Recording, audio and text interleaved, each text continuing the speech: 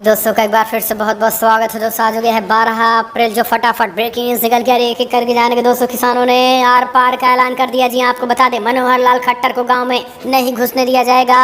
अंबेडकर प्रतिमा 14 तारीख को अंबेडकर प्रतिमा का अनावरण करने वाले हैं, इसके बारे में आपको बताएंगे। इस बीच दूसरी बड़ी अपडेट निकल के आ रही है दोस्तों, कांग्रेस पार्टी की प्रचंड जीत। संपूर्णानंद सरस्वती विश्वविद्यालय में छात्र संघ चुनाव में एनएसवाई की भारी जीत। बड़ी खबर निकल के आ रही है, एबीवीपी भाजपा का हुआ सफाया। तीसरी बड़ी अपडेट निकल के आ रही है दोस्तों, कोविड-19 पूरे देश भर में हुआ बेकाबू। मोदी मना रहे हैं उत्सव दिवस।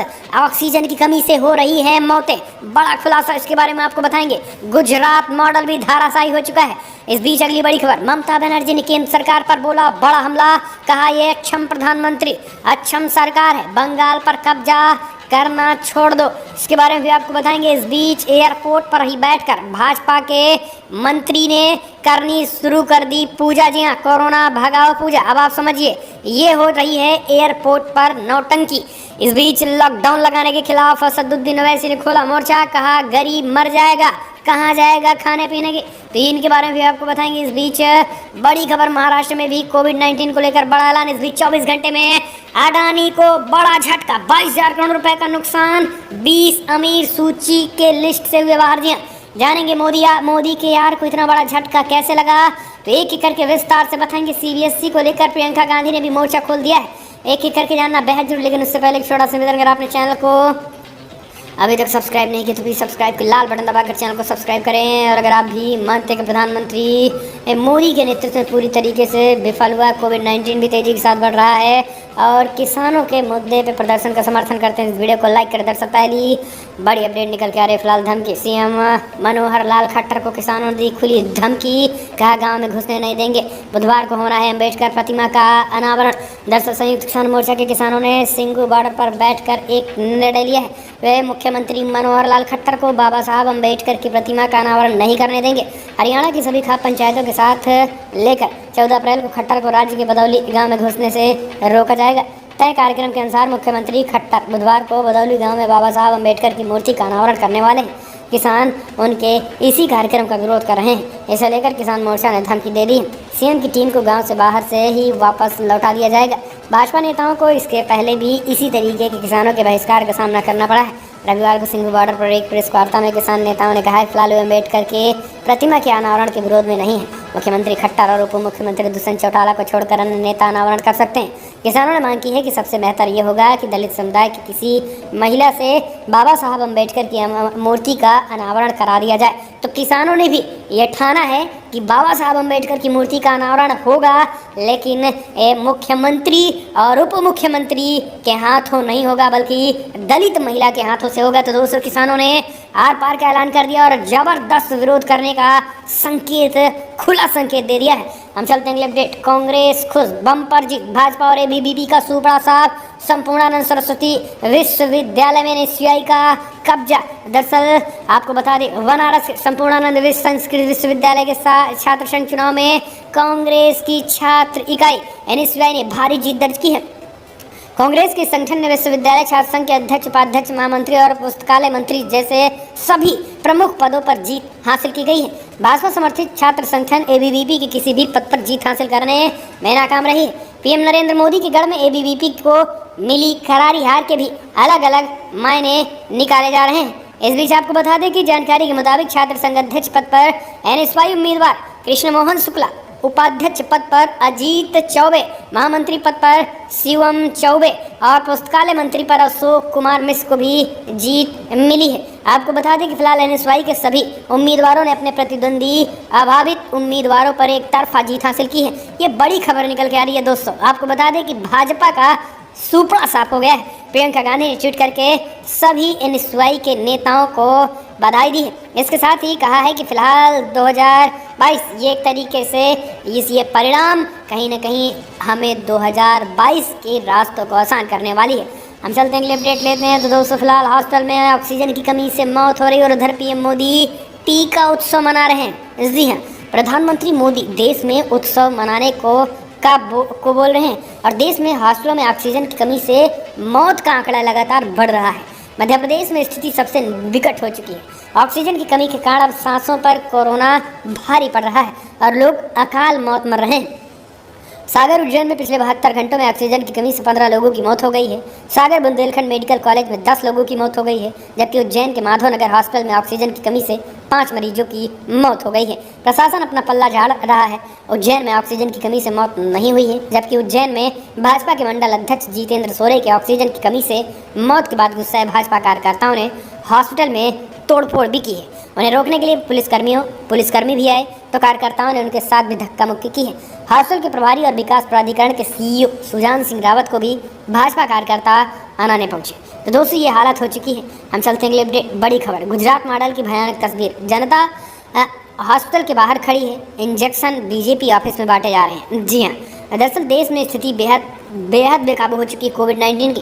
पिछले 24 घंटे की बात करें तो रिकॉर्ड तोड़ 1,52,000 से ज़्यादा मामले सामने आए हैं। पिछले 24 घंटे में ये रिकॉर्ड तोड़ दिए हैं। और कोविड-19 के इन मामलों के बाद अब लोग पूछ रहे हैं कि आखिर इतने बड़े पैमाने पर कोविड-19 मामला निकल रहा है, आखिर मोदी सरकार इससे निपटेगी कैसे? इसी को लेकर अब लोग पूछ रहे हैं कि आखिर हालत पूरी तरीके से खराब हो चुकी है। बीजेपी दफ्तर में इंजेक्शन बांटे जा रहे हैं, जबकि हॉस्पिटलों में ऑक्सीजन की कमी है, इंजेक्शन नहीं मिल रहे हैं। ये है गुजरात मॉडल। यही कारण है कि नेता सवाल खड़े कर रहे हैं। हम चलते हैं अपडेट। ममता बनर्जी ने केंद्र सरकार पर फिर से बोला बड़ा हमला। अमित शाह को बताया सबसे बड़ा तानाशाह। कहा ये प्रधानमंत्री भी अक्षम है और सरकार भी इसकी अक्षम है। बंगाल पर कब्जा करना चाहते हैं। पश्चिम बंगाल विधानसभा चुनाव में चौथे चरण के मतदान के दौरान हुई हिंसा में 4 लोगों की मौत के बाद ममता बनर्जी का पारा चढ़ गया है। चुनाव आयोग को मोदी आयोग बताते हुए बड़ा हमला बोला है, तो दूसरी तरफ अमित शाह को सबसे बड़ा तानाशाह बता दिया है। इसके साथ उन्होंने कहा है कि फिलहाल अमित शाह तो तानाशाह है ही, लेकिन प्रधानमंत्री मोदी भी अक्षम प्रधानमंत्री और सरकार भी अक्षम सरकार है। पूरी तरीके से पश्चिम बंगाल को सिर्फ कब्जा करना चाहते हैं, जो कि इनका मंसूबा कामयाब नहीं होने वाला है। इस तरीके से उन्होंने बड़ा हमला बोला है। हम चलते हैं अपडेट। मध्य प्रदेश कोरोना से बचाने के शिवराज की मंत्री एयरपोर्ट पर ही करने लगे पूजा। नहीं लगा था मास्क, वायरल हुआ वीडियो। अब आप समझिए ये हालात हो चुके हैं। दरअसल कोरोना के तेजी से बढ़ते मामलों के बीच प्रधानमंत्री मोदी ने टीकाकरण पर देशवासियों को मास्क पहनने का आग्रह किया, लेकिन इस बीच मोदी के ही बातों का जमकर उल्लंघन हुआ। मध्य प्रदेश की शिवराज सरकार में मंत्री उषा ठाकुर ने शुक्रवार को कोरोना के खात्मे के लिए इंदौर एयरपोर्ट पर देवी अहिल्याबाई होलकर की प्रतिमा के सामने पूजा करना शुरू कर दिया। इंदौर एयरपोर्ट पर मंत्री उषा ठाकुर के द्वारा पूजा किए जाने का वीडियो सोशल मीडिया पर काफ़ी तेजी के साथ वायरल होने लगा। इस वीडियो पर सोशल मीडिया यूजर्स भाजपा विधायक उषा ठाकुर को काफ़ी ट्रोल भी करते दिख रहे हैं और सवाल पूछ रहे हैं कि मंत्री महोदय का ये ढोंग आखिर कब तक और कैसे चलता रहेगा, क्योंकि लगातार ये कहा जाता रहा है कि फिलहाल मंत्री महोदय और विधायक महोदय तो अब केवल और केवल ढोंग के सहारे हैं या दवा दरमद भी कुछ होगी। हम चलते हैं अपडेट। लॉकडाउन लगाने के खिलाफ असदुद्दीन ओवैसी ने खोला मोर्चा। कहा दोबारा लॉकडाउन लगाना गरीबों के साथ विश्वासघात होगा। ऑल इंडिया मजलिस इत्तेहादुल मुस्लिमीन AIMIM के अध्यक्ष असदुद्दीन ओवैसी ने कहा है फिलहाल 4 राज्य पश्चिम बंगाल, असम, पुडुचेरी और तमिलनाडु में विधानसभा चुनाव के नतीजे आने के बाद भारत को फिर से देशव्यापी लॉकडाउन नहीं लगाना चाहिए। ओवैसी ने रविवार को एक अपने ट्विटर पर वीडियो क्लिप पोस्ट किया है। इस वीडियो में वो कहते हैं कि फिलहाल यदि प्रधानमंत्री नरेंद्र मोदी एक बार फिर से भारत में कोरोना लॉकडाउन लगाते हैं तो ये एक गलती होगी। इस वीडियो में ओवैसी ने कहा है फिलहाल मुझे उम्मीद है कि प्रधानमंत्री देश में असम, पश्चिम बंगाल, तमिलनाडु और असम में विधानसभा चुनाव के लिए चुनाव परिणाम घोषित होने के बाद लॉकडाउन की घोषणा नहीं करेंगे। उन्होंने कहा है कि लॉकडाउन जैसी पाबंदियों को लागू करना गरीबों के साथ एक विश्वासघात होगा। ये बड़ी खबर निकल के आ रही है दोस्तों, ये सच में होगा, क्योंकि बेरोजगारी से लोग त्रस्त हैं और अगर इसी तरीके से लॉकडाउन लगता रहा तो बेरोजगारी तो भयंकर बढ़ ही जाएगी। हम चलते हैं अपडेट लेते हैं। बड़ी खबर निकल के आ रही है, आपको बता दें महाराष्ट्र में भी सबसे अब तक सबसे ज़्यादा केसेस 63,294 लोग पॉजिटिव। एक दिन के ये हालात हैं कहाँ के? महाराष्ट्र के। आप समझिए महाराष्ट्र में भी हालत बेकाबू हो चले। इस बीच उद्धव ठाकरे ने कल आपात मीटिंग बुलाई थी। इस आपात मीटिंग में माना जा रहा है कि फिलहाल कोविड-19 के बीच लॉकडाउन 15 दिनों के लिए लगाया जा सकता है। हालांकि आज एक अंतिम बैठक की जाएगी और इस बैठक में ये क्लियर हो जाएगा कि महाराष्ट्र में पूर्ण लॉकडाउन लगेगा या फिर नहीं, क्योंकि पूर्ण लॉकडाउन 15 दिनों तक वहाँ की जो कोरोना की टीम है महाराष्ट्र में उद्धव ठाकरे ने जो 15 लोगों की टीम नियुक्त की है, उन्होंने सिफारिश में कहा गया है कि 15 दिनों का लॉकडाउन लगना चाहिए। हम चलते हैं अपडेट। 24 घंटे में 22,500 करोड़ रुपए का नुकसान। गौतम अडानी टॉप 20 अमीरों की सूची से बाहर। अडानी का कारोबार लगभग 60 बिलियन का है। इस साल 25 बिलियन की बढ़ोतरी दूर हुई, जो कि किसी भी अन्य अमीर व्यक्ति से अधिक है। अडानी समूह की शेयरों में बुधवार को तेजी दर्ज की गई है। परिणामस्वरूप अडानी समूह के चेयरपर्सन गौतम अडानी की संपत्ति में एक दिन में 2.2 बिलियन या लगभग 22,000 करोड़ रुपए की गिरावट आई है। ब्लूमबर्ग बिलियनियर्स इंडेक्स के अनुसार सबसे अमीर लोगों की सूची में अडानी 5वें स्थान पर और 21वें स्थान पर खिसक गए हैं। अडानी का कारोबार लगभग 60 बिलियन का है और इस साल 25 बिलियन की बढ़ोतरी हुई थी, जो कि किसी अन्य अमीर से भी कई ज़्यादा अधिक है। मुकेश अंबानी लगभग 7 बिलियन की कुल संपत्ति के साथ 12वें स्थान पर बने हुए थे और वे एशिया और भारत के सबसे अमीर व्यक्ति हैं। इस बीच ब्लूमबर्ग इंडेक्स ने जिस तरीके से झटका दिया है अडानी को, इससे मोदी भक्तों में भी एक तरीके से नाराजगी और गुस्सा है। हम चलते हैं अपडेट। बड़ी खबर निकल के आ रही है दोस्तों। पश्चिम बंगाल हिंसा के बीच ग्राउंड जीरो पे पहुंचा शीतलकुची न्यूज़ टीम, तो 4 मौतों पर आक्रोश है, गुस्सा है गांव में। जी हाँ, दरअसल आपको बता दें कि पश्चिम बंगाल चौथे चरण के दौरान कोच बिहार की सीताकुची विधानसभा में आने वाले बूथ नंबर 126 पर जो खूनी संघर्ष देखा गया था, उसके बाद गांव के लोगों में गुस्सा है और एक तरीके से जिस तरीके से सीआईएसएफ के जवानों ने केंद्रीय रिजर्व बलों ने गोलियां चलाई थी, उसको लेकर गांव में तनाव का माहौल है और एक तरीके से सेना यानी केंद्र सरकार अमित शाह सेना और जनता को ही भिड़ा रहे हैं। ये हालात पैदा करने की कोशिश कर रहे हैं। भोली भाली जनता पर गोलियां चलाकर सेना, ताकि जो खास करके टीएमसी है वो सेना के खिलाफ बोले, तो फिर सेना का मुद्दा उठाकर बीजेपी भुनाना शुरू कर दे और भोली भाली जनता को मूर्ख बनाना शुरू कर दे। ये स्ट्रेटजी बीजेपी की है। हम चलते हैं यूपी। पूर्व सांसद व बाहुबली नेता धनंजय सिंह सहित 5 को भगोड़ा घोषित करने का ऐलान किया योगी सरकार ने, जल्द ही करेंगे। जी हाँ, मऊ के मोहम्मदाबाद गोहाना के पूर्व उप ज्येष्ठ प्रमुख अजीत सिंह की हत्या की साजिश रचने वाले जौनपुर के पूर्व सांसद व बाहुबली नेता धनंजय सिंह की मुश्किलें कम होने का नाम नहीं ले रही है। इस मामले में फरार चल रहे हैं। पुलिस ने उनके खिलाफ 25,000 रुपये का इनाम भी घोषित कर दिया है। वहीं उसे अब पुलिस भगोड़ा घोषित करने की तैयारी कर चुकी है। इसके लिए सोमवार को कोर्ट में अर्जी डाली जाएगी। इसके अलावा करीबी विपुल सिंह सहित फरार चल रहे हैं 4 लोगों के खिलाफ भी कार्रवाई की जाएगी। वहीं बागपत जेल में बंद माफिया सुनील राठी को वारंट बी पर लखनऊ लाने की तैयारी शुरू कर दी गई है। इसके लिए सोमवार को विधिवत कार्रवाई भी पूरी कर ली गई है। विभूतिखंड थाना क्षेत्र की बात करें तो कठौता 6 के चौराहे पर 8:30 बजे ताबड़तोड़ फायरिंग के कर मऊ के मोहम्मदाबाद गोहाना के पूर्व ज्येष्ठ उप प्रमुख अजीत सिंह की हत्या कर दी गई थी और इसी को लेकर सरकार ने ये एक्शन लिया है। हम चलते हैं अपडेट। सीबीएसई बोर्ड परीक्षा। प्रियंका गांधी ने शिक्षा मंत्री को लिखा पत्र, परीक्षाएं रद्द करने की रखी मांग। जी हाँ, देश में लगातार तेजी से बढ़ रहे कोरोना संक्रमण के मामलों के बीच बोर्ड परीक्षाओं के आयोजन को लेकर सियासत गरमाने लगी है। कांग्रेस महासचिव प्रियंका गांधी वाड्रा ने बड़ा हमला बोलते हुए माध्यमिक शिक्षा बोर्ड यानी सीबीएसई की परीक्षाओं को रद्द करने की मांग की है। इसे लेकर उन्होंने रविवार 11 अप्रैल 2021 को केंद्रीय मंत्री रमेश पोखरियाल निशंक को एक पत्र भी लिखा है।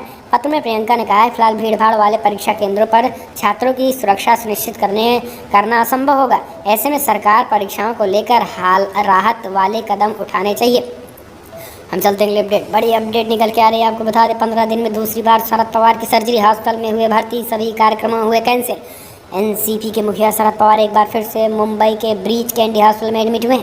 सोमवार को हॉस्पिटल में उनके पित्ताशय गाल ब्लेंडर की जाएगी। बीते 15 दिनों में कम से कम ये दूसरा मौका है जब शरद पवार की सर्जरी गुजरेंगे। महाराष्ट्र के मंत्री नवाब मलिक ने रविवार को ये जानकारी दी है। मलिक ने बताया है कि पिछले महीने डॉक्टरों की ओर से शरद पवार को 7 दिनों तक आराम करने की सलाह दी गई थी। इसके बाद ये फैसला किया गया है कि 15 दिनों बाद गाल ब्लेंडर हटाने के लिए सर्जरी की जाएगी। इसी के तहत पवार रविवार को ब्रीच कैंडी हॉस्पिटल में भर्ती कराए गए हैं। हम चलते हैं अपडेट। बड़ी अपडेट निकल के आ रही है दोस्तों। फिलहाल कर्नाटका में आईआरटीसी कर्मचारियों की हड़ताल 5वें दिन भी जारी रहा। बस सेवा प्रभावित लोगों को हो रही दिक्कतें।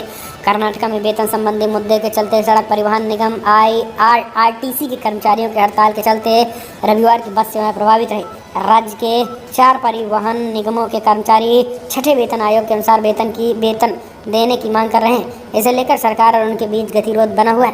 अधिकतर कर्मचारी काम पर नहीं आ रहे हैं। जिसके चलते बसें सड़कों से नदारद हैं। इस बीच आपको बता दें, यात्रियों को परेशानी का सामना भी करना पड़ रहा है। अधिकारियों ने कहा है कि काम नहीं तो वेतन नहीं की चेतावनी के बीच आरटीसी के कुछ कर्मचारी काम पर लौट आए हैं और शहर में कुछ मार्गों पर बसें चल रही हैं। राज्य के कुछ अन्य स्थानों पर भी ऐसी खबरें मिली हैं। ऐसे में विशेष रूप से शहरों में लोग अपने निजी वाहनों, कैब और मेट्रो ऑटो रिक्शा का इस्तेमाल कर रहे हैं। हम चलते हैं अपडेट। बड़ी अपडेट निकल के आ रही है। केंद्र को वैक्सीन की कमी की जिम्मेदारी लेते हुए फौरन प्रभावी कदम उठाना चाहिए। बड़ी खबर निकल के आ रही है।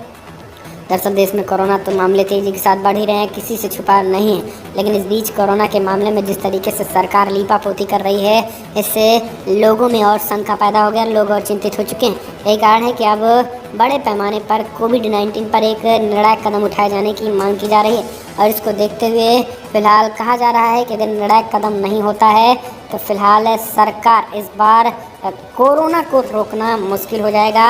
और मोदी सरकार की जो पीएम केयर फंड की पोल है वो भी खुलती दिखाई दे रही है, क्योंकि जहाँ जहाँ से पीएम केयर फंड से खास करके पीएम केयर फंड से वेंटिलेटर पहुँचे थे, वो सब 6 महीने के अंदर ही धाराशायी हो चुके हैं। तो आप समझिए कितने बड़े पैमाने पर भ्रष्टाचार की पोल खुल रही है। हम चलते हैं अपडेट। मुस्लिमों के उत्पीड़न की वजह अब ध्रुवीकरण नहीं, उन्हें अपमानित जिंदगी जीने के लिए मजबूर करना पड़ रहा है। पत्रकार ने बोला बड़ा हमला। दरअसल कुछ दिन पहले डासना गाजियाबाद एक मुस्लिम बच्चे आसिफ को बुरी तरीके पीटा गया। उसका घोर अपराध यह एक मंदिर का पानी पीने चला जाना। दूसरी घटना दिल्ली के खजूरी खास इलाके में एक मुस्लिम युवक को अज्ञात कारणों से पटक कर मारा गया। कुछ लोग ये तर्क दे सकते हैं कि सरकारी आंकड़ों के मुताबिक जहां देश में साल लगभग 52 लाख अपराध होते हैं, वहां अब महज 2 अपराधों पर बहस क्यों हो रहे हैं।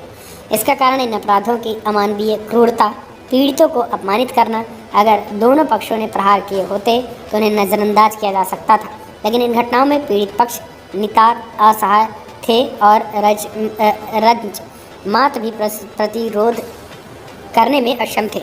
और इसी को लेकर दोस्तों, मुस्लिमों के ध्रुवीकरण को लेकर लगातार सरकार इस तरीके के कांड करवा रही है। एक वरिष्ठ पत्रकार ने ये लेख लिखा है और सरकार पर सीधा सीधा हमला भी बोला है। हम चलते हैं अपडेट लेते हैं। तो फिलहाल पश्चिम बंगाल चुनाव में बीजेपी और कांग्रेस उम्मीदवारों की गाड़ियों में जमकर हुई तोड़फोड़। बम और बम बनाने की सामग्री भी बरामद हुई। भाजपाइयों की गाड़ी में बम बनाने की सामग्री। पश्चिम बंगाल में विधानसभा चुनाव के बीच हिंसा और तोड़फोड़ के मामले देखने को मिल रहे हैं। एक दिन पहले ही कूच बिहार में हुई हिंसा में 4 लोगों की मौत हो गई थी। अब रविवार को भाजपा नेताओं के वाहनों और कांग्रेस के वाहनों में जनता जनार्दन ने जमकर तोड़फोड़ की। हालांकि इस घटना के बाद दोस्तों जांच में बड़ा खुलासा हुआ, चौंकाने वाला खुलासा हुआ, क्योंकि बीजेपी के विधायक और बीजेपी के नेताओं के गाड़ियों में बम बनाने की सामग्री भी बरामद हुई है। मालदा जिले में मन किचन में कांग्रेस के उम्मीदवार मोताकिन आलम और मालदा दक्षिणी से कांग्रेस के लोकसभा सदस्य अबू हसीम खान चौधरी ने भी ये खुलासा किया है। उन्होंने कहा है कि बीजेपी के नेतृत्व में कई बड़े पैमाने पर भाजपाई बम बना रहे हैं और एक गाड़ी को उनकी गाड़ी में जनता जनार्दन ने जमकर तोड़फोड़ की। हम चलते हैं अगले अपडेट। फिलहाल यूपी मंत्रिमंडल विस्तार की सुगबुगाहट तेज। कई बीजेपी के विधायक नाराज बताए जा रहे हैं। जी हाँ, मंत्रिमंडल विस्तार से पहले कई विधायक लगे और कई मंत्रियों का कट सकता है टिकट। 22 के चुनाव से पहले बीजेपी में जबरदस्त बगावत। कोरोना संक्रमण की बड़ी चुनौती से निपटने की कोशिश में लगे मुख्यमंत्री योगी आदित्यनाथ इस मुद्दे पर अब सबकी राय लेकर काम करना चाहते हैं। इसलिए उन्होंने सर्वदलीय बैठक बुलाकर विपक्षी दलों के नेताओं से उनके विचार जाने हैं। अब मुख्यमंत्री ने सोमवार को अपने सभी मंत्रियों की बैठकें बुलाई हैं। इसमें अलग अलग जिले में संक्रमण रोकने के लिए रणनीति बनेगी। इसके साथ ही मुख्यमंत्री अपने सहयोगी मंत्रियों के साथ विपक्ष की राय को साझा कर रहे हैं। लेकिन इस बीच आपको बता दें कि मंत्रिपरिषद के विस्तार को लेकर भी मंत्रिमंडल विस्तार को लेकर भी बड़ी खबर निकल के आ रही है कि सीएम योगी कर सकते हैं। लेकिन इस बीच कई मंत्रियों के पद कटने वाले हैं, कई मंत्रियों की कुर्सी जाने वाली है और कई एडिशनल विधायक जो हैं वो मंत्री बनने वाले हैं। ऐसे में अभी से टकराहट बढ़ रही है, जिनमें से अभी हाल ही के ताज़ा बयान देखने को मिल रहे हैं। हम चलते हैं अपडेट। बड़ी अपडेट निकल के आ रही है दोस्तों। फिलहाल विवादित बयान। दिलीप घोष ने कहा कानून हाथ में लिया तो कूच बिहार जैसी घटनाएं होंगी।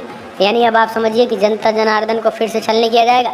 पश्चिम बंगाल भाजपा के अध्यक्ष बीजेपी चुनाव हारती दिख रही है, जिसके बाद से भाजपाइयों के भाषा भी बदल गई है। बीजेपी के प्रदेश अध्यक्ष दिलीप घोष ने रविवार को विवादित बयान दिया। उन्होंने कहा है कि अगर इसी तरीके से टीएमसी के गुंडे अराजकता फैलाते रहेंगे तो उन पर भी इसी तरीके से कार्रवाई होगी, यानी सीआईएसएफ यानी केंद्रीय एजेंसियां फिर से गोलियां चला सकती हैं। ये बड़ी खबर इस तरीके के बयान निकल के आए हैं। जबकि दोस्तों सच्चाई ये है कि कुछ बिहार में जिन 4 लोगों की गोली मारी गई है वो टीएमसी कार्यकर्ता नहीं बल्कि टीएमसी के वोटर थे, टीएमसी के वो आम नागरिक थे। उनको केंद्रीय बलों द्वारा सीधा सीने में गोलियां मारी गई हैं। इसको लेकर बवाल मचा है। तो दोस्तों फिलहाल बड़ी खबर इतना है, लेकिन अगर आपको वीडियो पसंद आए तो लाइक करें, शेयर करें, कमेंट के माध्यम से अपनी राय देना ना बोले। इस वीडियो में इतना ही। जय हिंद, जय भारत।